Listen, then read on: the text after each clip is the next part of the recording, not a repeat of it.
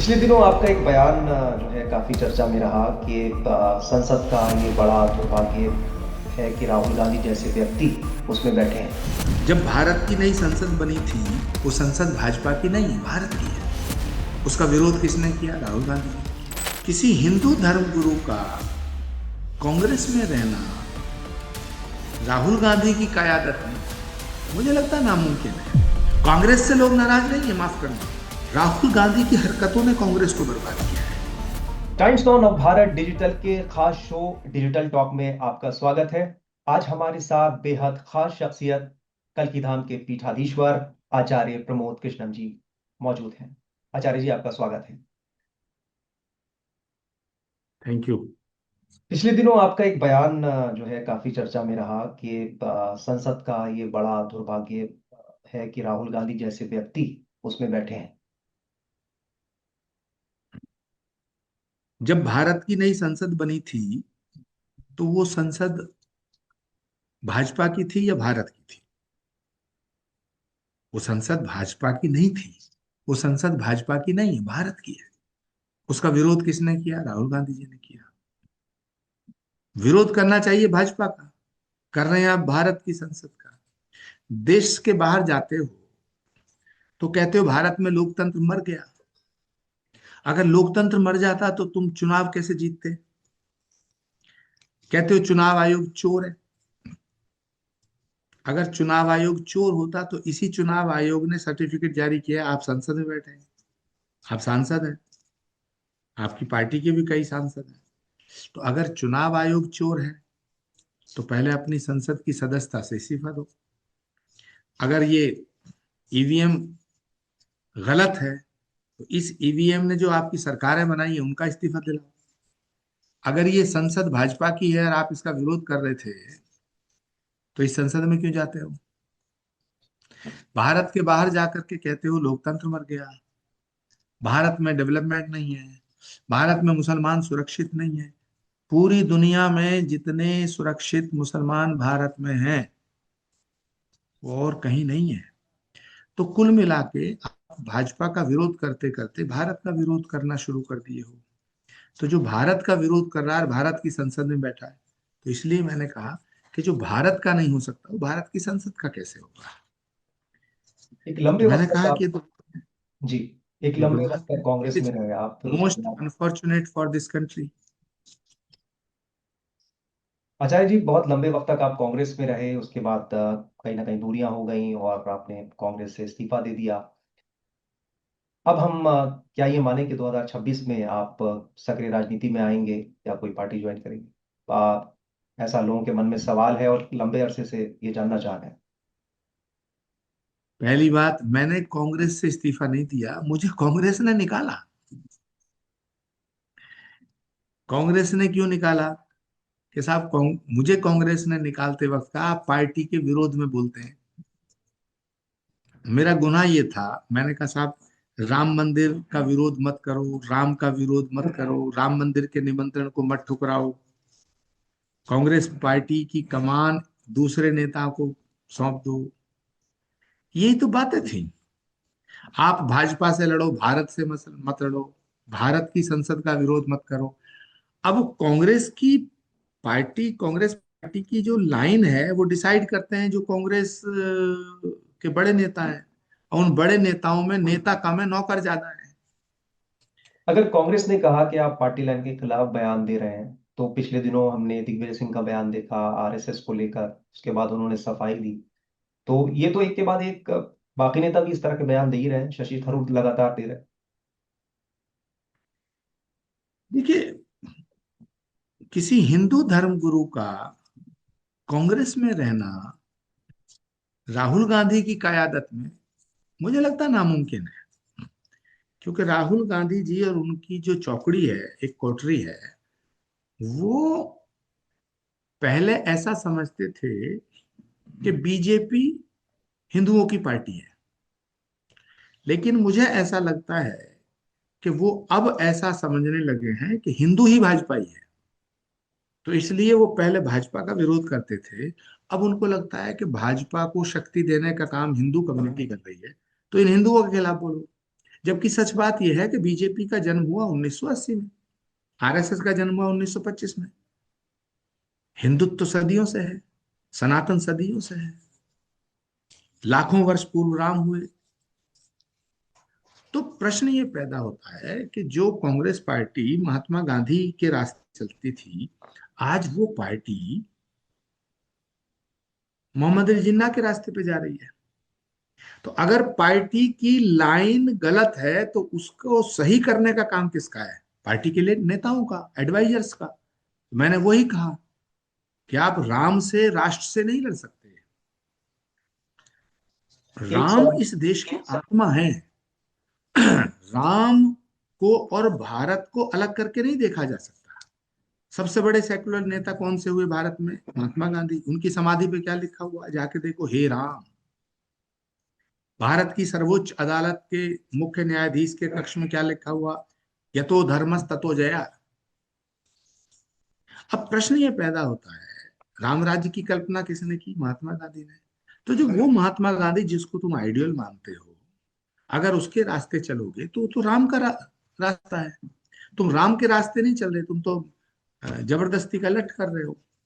हैं? तो तरह तरह की बातें करते हो, कभी इसकी बात, कभी उसकी बात। सच बात यह है कि आप भारत की संसद, भारत के संविधान, भारत में जो सनातन है, सनातन सभ्यता संस्कृति, उनका सम्मान नहीं करना चाहते। उसका परिणाम ये हो रहा है कि लोगों के दिलों में आप जगह नहीं बना रहे। कांग्रेस से लोग नाराज नहीं है, माफ करना। राहुल गांधी की हरकतों ने कांग्रेस को बर्बाद किया है। और पूरा विपक्ष, आप मेरी बात को लिख लेना, राहुल गांधी का जो राहु है वो इतना पावरफुल है कि अब वो राहु पूरे विपक्ष को बर्बाद करेगा। जब से राहुल गांधी कांग्रेस की कमान संभाले हैं, कांग्रेस डे बाई डे बर्बाद हो रही है। तो कांग्रेस की बर्बादी का जिम्मेदार कौन है? आचार्य प्रमोद कृष्णम तो नहीं है, शशि थरूर तो नहीं हो सकते, दिग्विजय सिंह भी नहीं हो सकते। कांग्रेस की नीतियों का फैसला, नीतियों का निर्धारण कौन करता है? जो लोग फैसला लेते हैं। तो जो फैसला ले रहा है, अगर पार्टी ताकतवर होती तो उसका श्रेय उन्हें जाता है, और अगर पार्टी कमजोर हो रही है तो उसकी जिम्मेदारी उन्हें लेनी चाहिए। तो जिनकी जिम्मेदारी है, जिन्हें पार्टी से हट जाना चाहिए, वो ये फैसला कर रहे हैं कि कौन पार्टी में रहेगा, कौन नहीं हटेगा। ये एक विडंबना कांग्रेस के साथ है। आचार्य जी, क्या आप यानी प्रियंका गांधी की क़यादत में आप देखते हैं कांग्रेस का भविष्य, अगर उन्हें कोई मौका मिलता है कांग्रेस में? मिलना चाहिए, मगर मिलना बड़ा मुश्किल है। मिलना चाहिए। कांग्रेस का हर कार्यकर्ता चाहता है कि एक बार प्रियंका गांधी जी को कमान देनी चाहिए। लेकिन प्रियंका गांधी के साथ बड़ा अन्याय हुआ है, आज भी हो रहा है। प्रियंका गांधी को नेतृत्व करने से रोका जा रहा है। कार्यकर्ता चाहते हैं, सारे नेता भी चाहते हैं। बंद कमरे में पूछो तो सारे नेता कहेंगे हाँ, बात तो ठीक कह रहे हैं। अच्छा, आप पूछिए किसी से, आप पूछिए भूपेंद्र हुड्डा जी से, आनंद शर्मा जी से, दिग्विजय सिंह जी से, कमलनाथ जी से, सचिन पायलट जी से, दीपेंद्र हुड्डा जी से, किसी से पूछिए। आप राज बब्बर जी से पूछिए, राशिद अलवी जी से पूछिए, पूछिए किसी से पूछिए, सलमान खुर्शीद जी से पूछिए कि आचार्य प्रमोद कृष्ण ने कहा है कि कांग्रेस की कमान प्रियंका गांधी को सौंप दी जाए। जब राहुल गांधी फेल हो गए, एक बच्चा फेल हो गया, दोबारा फेल हो गया, तीसरी बार फेल हो गया। अरे भाई, 14 में फेल, 17 में फेल, 19 में फेल, 24 में फेल, 22 में फेल, तो दूसरे को भी मौका दो ना। अभी प्रियंका गांधी का इम्तिहान कहाँ हुआ है? तो आप पूछो इनसे कि आचार्य प्रमोद कृष्ण ने ये कहा है कि प्रियंका गांधी को कांग्रेस की कमान सौंप दी जाए, आपकी राय क्या है? कहेंगे साहब कोई कमेंट नहीं करना चाहते। एक बोल दे कि नहीं, आचार्य प्रमोद कृष्ण गलत कह रहे हैं, एक बोल दे, तब मुझसे तुम दोबारा इंटरव्यू करना मेरा। जी। एक सवाल का जवाब नहीं मिला आपसे। क्या आप सक्रिय राजनीति में, चुनावी राजनीति में आएंगे? अभी तो मेरा पूरा ध्यान श्री कल्की धाम के निर्माण पे है। जी, मैं उसी श्री सवाल पे कल्की आता हूँ। धाम का शिलान्यास करने पिछले साल नरेंद्र मोदी जी यहाँ आए थे। मैं अभी भी श्री कल्की धाम की पावन धरती से बोल रहा हूँ। जी। यहाँ भव्य मंदिर का निर्माण चल रहा है, आप भी तशरीफ लाइए एक दिन। जी। जी।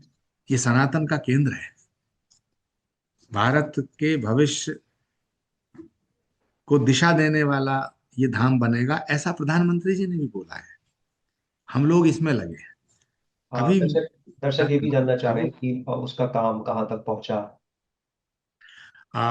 हम धरती से 21 फीट नीचे खुदाई करके गए, फिर अब बुनियाद भरने का काम पूरा होने जा रहा है। उसके बाद मंदिर धीरे धीरे ऊपर निकलना शुरू होगा। बहुत ही भव्य और दिव्य मंदिर का स्वरूप आ रहा है। पूरा मंदिर, पूरा धाम हमारा लगभग 2029 से पहले बनकर तैयार होना चाहिए, ऐसा हम लोगों का प्रयास है। और हम चाहते हैं कि श्री कल्की धाम का शिलान्यास नरेंद्र मोदी जी के हाथों से हुआ है। इसका जो उद्घाटन हो वो भी प्राइम मिनिस्टर मोदी के हाथों हो। जिस तरह श्री राम जन्मभूमि का शिलान्यास नरेंद्र मोदी जी ने किया, उद्घाटन भी उन्होंने किया। तो ये हमारी भावना है। आचार्य जी, 2026 करीब है, नया साल। आ, किस तरह से आप देखते हैं, मतलब किस तरह से भविष्यवाणी करेंगे और दर्शकों को क्या कुछ कहना चाहेंगे? भविष्यवाणी तो देखिए कोई नहीं कर सकता, ना मैं इस बात में विश्वास रखता हूँ। लेकिन इतना जरूर चाहूंगा कि हम किसी भी जाति में पैदा हुए हों और किसी भी धर्म को मानते हों, किसी भी यूनिवर्सिटी में पढ़े हों, विद्यालय में पढ़े हों, और किसी भी प्रोफेशन में, हम साइंटिस्ट हों, डॉक्टर हों, इंजीनियर हों, किसान हों, पत्रकार हों, हम जो भी हो, नेता हों, बिजनेसमैन हों, लेकिन सबसे पहले हमें भारतीय बन के रहना चाहिए। नए वर्ष में 2026 की शुरुआत पर मैं यही कहना चाहूंगा, सबको बधाई देता हूं। लेकिन हम जो भी हैं इस मुल्क की बदौलत है।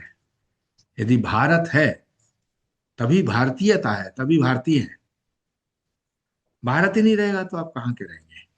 तो हम जातियों के नाम पर, धर्म के नाम पर, भाषा के नाम पर और क्षेत्र के नाम पर यदि बंटते हैं तो इसका मतलब है हम भारत को बांट रहे हैं।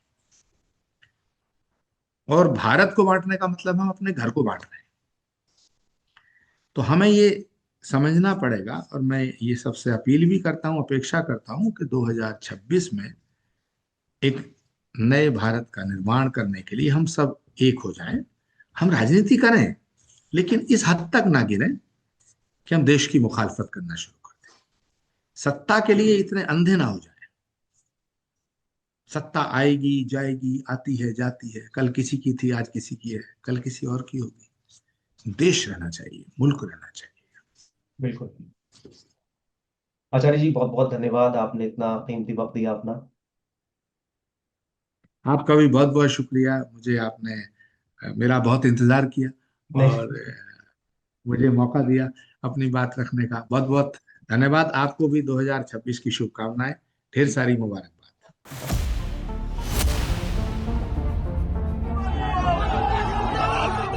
आपके हिसाब से बांग्लादेश का क्या इलाज है? बांग्लादेश आतंकवादी और दहशतगर्दों के जो संगठन हैं उनके शिकंजे में आ गए हैं। हुमायूं कबीर हैं, वो बाबरी मस्जिद बनवा रहे हैं। वो मस्जिद बनाए, अशफाकुल्ला खां के नाम पे बनाए, एपीजे कलाम के नाम पे बनाए। अब मुझे बताओ, बाबर के नाम पे मस्जिद क्यों, कौन बनने देगा? बाबर भारत पे उसने हमला किया। पिछले दिनों आपका एक बयान जो है काफी चर्चा में रहा कि संसद का ये बड़ा दुर्भाग्य है कि राहुल गांधी जैसे व्यक्ति उसमें बैठे हैं। जब भारत की नई संसद बनी थी, वो संसद भाजपा की नहीं, भारत की है। उसका विरोध किसने किया? राहुल गांधी ने किया। किसी हिंदू धर्म गुरु का कांग्रेस में रहना राहुल गांधी की कयादत में मुझे लगता है नामुमकिन है।